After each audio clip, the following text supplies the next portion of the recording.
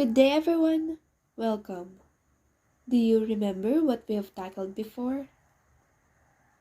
It is about popular literature genres where we have finished studying romance, science fiction, and detective story. Today will be our last lesson on this learning packet, and what we will discuss first is about comic books or graphic novel. The stories in comic books and graphic novels are presented to the reader through engaging, sequential narrative art or illustrations and typography that's either presented in a specific design or the traditional panel layout you find in comics. With both, you'll often find the dialogue presented in the telltale word balloons next to the respective characters, like what I present a while ago. Let us start by defining a graphic novel. A graphic novel, as its name suggests, is a novel that tells a complete story via illustrations. Graphic novels are considered to be book-length comics. Sometimes they tell a single, continuous narrative from first page to last. Sometimes they are collections of shorter stories or individual comic strips. A graphic novel contains a beginning, middle, and end, which permits their images to the vast majority of the storytelling, with dialogue bubbles and narration boxes to help elaborate the story. A graphic novel will offer the type of resolution that one expects from a novel, even if it is part of a series. Effectively, this makes a graphic novel longer and more substantive than a comic book, which is a serialized excerpt from a larger narrative. But class, if you ask if graphic novels have a place in the classroom, well, as their popularity grew over the years, graphic novels met some resistance in classrooms. Many of the arguments against them were centered on the idea that these books could hardly be considered literature. Educators argued that the abundance of images left nothing to a student's imagination. The vocabulary and themes presented in graphic novels did not challenge students. Reluctant readers or struggling students would always choose graphic novels as the easy choice and slow down their progress. And replacing standard books with graphic heavy texts would cause a decline in overall literacy. Moving on to the benefits of graphic novels. However, there seems to be a shift in the way that teachers view this reading format. They are starting to see how graphic novels play a role in improving literacy among their students or among the students. Here are a few, starting with the advantages of letting students choose graphic novel titles. Graphic novels encourage but don't overwhelm reluctant readers, creating a positive relationship with reading. Students with dyslexia or other learning disabilities begin to feel a sense of pride and accomplishment after finishing a book on the same level as their peers. They are an effective learning tool for ELL or English language learner students. They are often written as a series, which motivates students to keep reading. The layout of panels allows students to visually track the progression of the story. They develop language acquisition, comprehension, inference, cause and effect, and other critical reading skills just as well as traditional text. And they offer an approachable way to introduce classics like Black Beauty, Pride and Prejudice, and Moby Dick, which can often seem imposing to students. Studies on the benefits of graphic novels in education have shown that fifth grade students who read comic books exclusively for 15 weeks showed no difference in reading comprehension or vocabulary than students who read a traditional curriculum. However, students from 12 to 17 years old, boys, who were allowed to participate in free voluntary reading had a jump in reading comprehension and vocabulary scores from 69.9 to 82.7. Students following a traditional curriculum had scores that jumped less than 5 points. So, learning about comic books or graphic novels or simply by having them is not a waste of time, even in schools. Instead, it helps us to understand text, expands our knowledge, exercise our imagination and creativity, and most of all, it makes learning entertaining. It makes learning fun. For the last genre of popular literature, we have comic strip. I know that you are all aware of what comics is, and I guess some of you might be making it. But now let's learn the secret of this art together. So, what is a comic strip? The definition of comic strip as essentially containing text inscribed within balloons inside the picture frame aspires to a certain orthodoxy in the United States, but it is unworkable and would exclude most strips created before about 1900s. A comic strip is a drawing or sequence of drawings that tells a story, written and drawn by a cartoonist. A comic strip is a sequential visual art, usually with text, that are often told in a series of rectangular panels. It is a series of adjacent drawn images, usually arranged horizontally, that are designed to be read as a narrative or a chronological sequence. The comic strip is essentially a mass medium, which is why such strips are published on a recurring basis, usually daily or weekly, in newspapers, magazine, book, and on the internet. In the comic strip, words may be introduced within or near each image, or they may be dispensed with altogether. If words functionally dominate the image, it then becomes merely illustration to a text. Comic strips and cartoons, even storyboards, are effective instructional tools to use in class with students from different grades. They are effective because they engage students in meaningful learning experiences where they get to practice key skills such as writing, reading, speaking, and communicating. Class, as future educators, we must have a fun learning environment and through using such may be useful. Here are some of the reasons why you might want to include comic strips or storyboard in classroom instruction. Comics are fun, interesting, and motivating. Comics promote a wide variety of skills like cognitive, intellectual, social, and cultural. It can be used with students in different school grades and even to teach different school subjects. Can help students develop higher order thinking skills such as sequencing, predicting, inferring, synthesizing, analyzing, evaluating, and etc. It can enhance students' engagement with multimodal texts and make them aware of its means through which meanings are constructed and communicated. It is also an ideal teaching tool for teaching a target language. Visually illustrated content is much easier to process, understand, and remember, and can be used to teach reading, writing, listening, and speaking skills. Do you agree with me in here?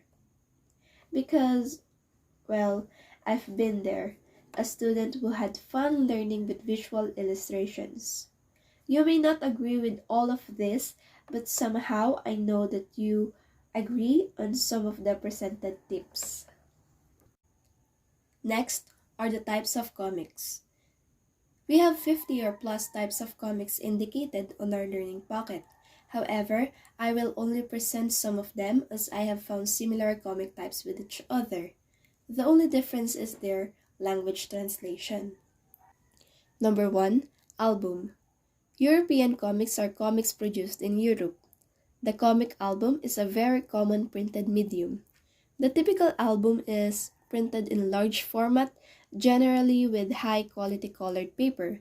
It has around 48 to 60 pages, but typically with more than 100 pages. Number 2. Anime. It is a hand-drawn and computer animated originating from Japan. It is a diverse medium with distinctive production methods that have adopted in response to emergent technologies.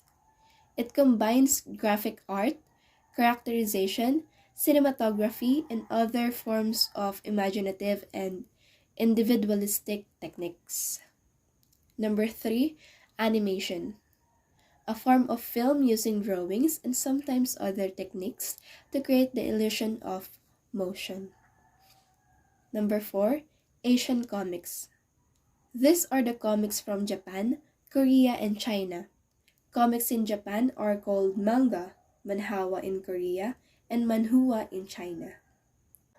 Number 5, audio comics, a form of audio narrative whose audience is intended to be people who are blind, that is, structured like a comic when created. Important elements such as action and setting are explained in detail.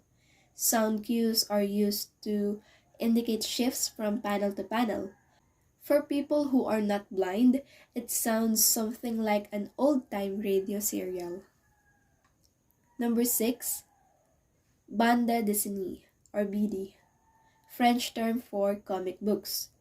It referred to as Franco-Belgian comics, BD Franco-Belgia, that are usually created for readership in France and Belgium. Number 7, cartoons. Typically, these are single-panel comics of an editorial nature. Number 8, chick tracts. Short comic pamphlets with evangelical Christian themes. This type of comic gained its name from the most prolific publisher of the form, Jack Chick. Number 9, comic books or comics. The most generally used name for individual issues of comic art. Often they are soft-bound comics, or a book with a flexible paper cover rather than a hard cover. Number 10, comic strips. It is a short pieces of comic art to be published in a periodical such as a newspaper or magazine, most often to be read horizontally. Number 11, comics with hand-sewn spines. It is comics assembled like scrapbook. Number 12, comics with tat-batch binding. A rare format for comics wherein two different comics are bound together back to back, each reversed from the other so they share the same spine. Tat-batch is French for roughly translated head to tail. These works are sometimes called double books or reversible books. Number 13, digest-sized. Comics which are roughly the size of paperback books because they are so small. Number 14, digital comics. Comics that are released digitally. They may be motion comics or web comics. An example of this is Webtoon. Number 15, film comics. Sometimes known as cinemanga or animanga, manga works which use illustrations directly found in an anime rather than original art and which utilize dialogue from that anime. Number 16, flipbooks. Comics where each page's art varies slightly and when flipped creates the illusion of motion. Number 17, floppies, also known as the soft-bound comic books or a book with a flexible paper cover rather than a hard cover. It is actually the same with number 9, comic books or comics. Then number 18, foldable comics. Comics that are shaped in some manner like a work of origami and are to be read as the shape is unfolded. Number 19, fumetti, Italian term for comic books as a whole. Some use this term to designate a specific format using photographs and word balloons, which was very popular in Italy during the 1940s and 1950s. In the English-speaking world, this specific format is known as the photonovel. Number 20, graphic adaptations. These are works that use a story from another medium. Poetry, movies, or novels are most common, but translate them into a comic format. Number 21, Graphic novels. In the purest form, a standalone comic of book length with a clear beginning, middle, and end to its story. Number 22, hardbound comics. It is the publications with a stiff cover like a book or graphic novel. Number 23, illustrated book. A book with words and pictures, wherein the picture is coherent to the highlight of the story. Number 24, infinite canvas. A format for comics on a computer wherein the monitor does not replicate the printed page. The screen is seen as a window to a story told in any direction, theoretically ever expanding. Hyperlinking and touch options may add interactive elements to works. Number 25, magazines. Serial pamphlets of a larger size than the average comic book in the US, often printed on higher quality paper. Number 26, manga. These are comics made in Japan for the Japanese market. In Japan, titles are published first in magazine format as part of a larger anthology. If successful, an individual manga will be reprinted in a collected edition. Number 27, mini comics. Comics which are not professionally published, often having an unusual size. Number 28, picture book. A book where words and pictures are used to tell a story, but where the pictures are of equal value or are more dominant in doing so. Most often, picture books are for children. Number 29, sequential art. A term defined by Will Eisner as an art form that uses images deployed in sequence for graphic storytelling or to convey information. Number 30, square-bound comics. Publications printed on flexible cardstock that are bound on the side like a book. Number 31, Tuwana Bible. This a little bit censored, well, for kids, yes, sometimes known as bluesies. Small-sized pornographic comics, often parodies of mainstream comics that were published from the 1930s to the 1950s. Number 32, topper.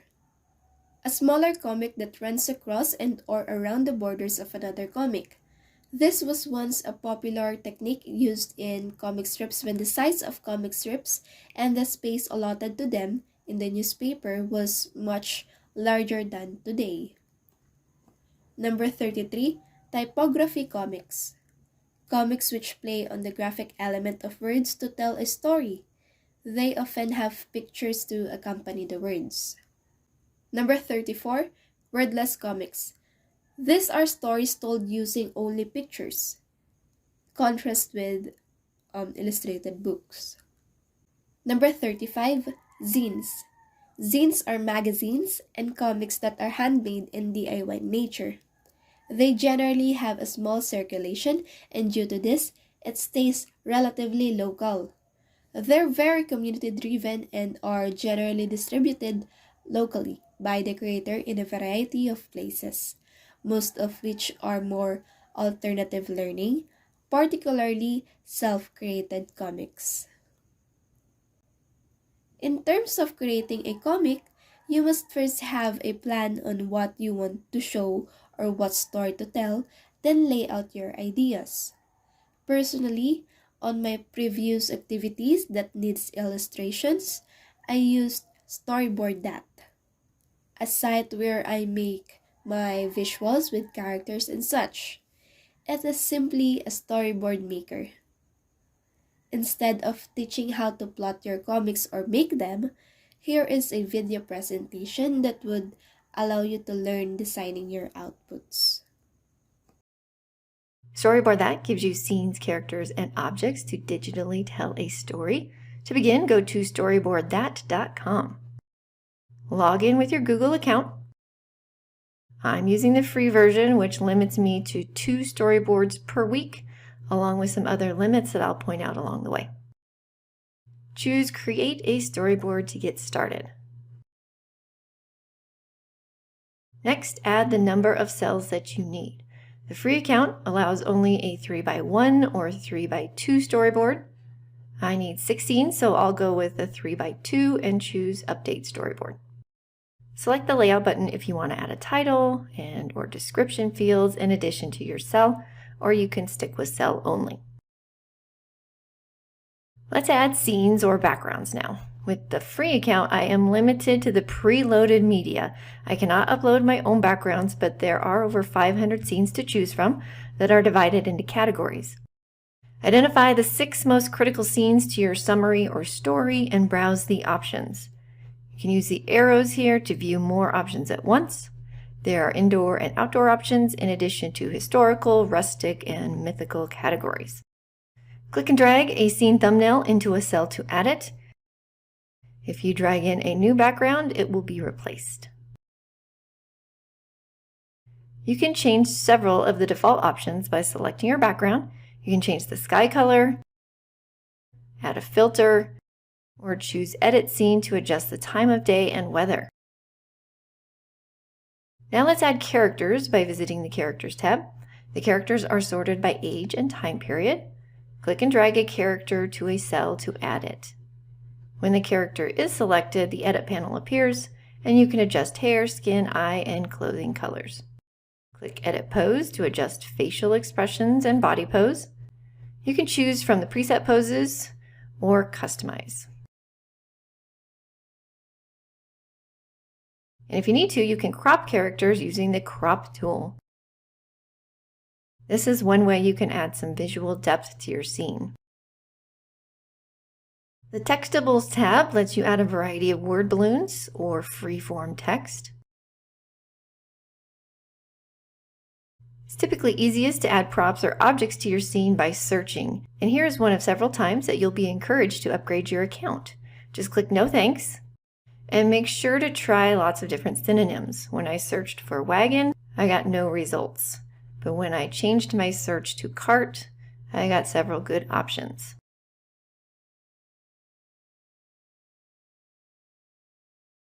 Since you can't upload your own objects, you'll need to be creative in your searching. Shapes and additional items are available for you to use and explore in the other tabs. And you can use these layer options to move items forward or backward in your scene. To easily reuse an object or character in another cell, just select it and choose Copy. In the new cell, you'll be able to make adjustments to pose and expressions as needed.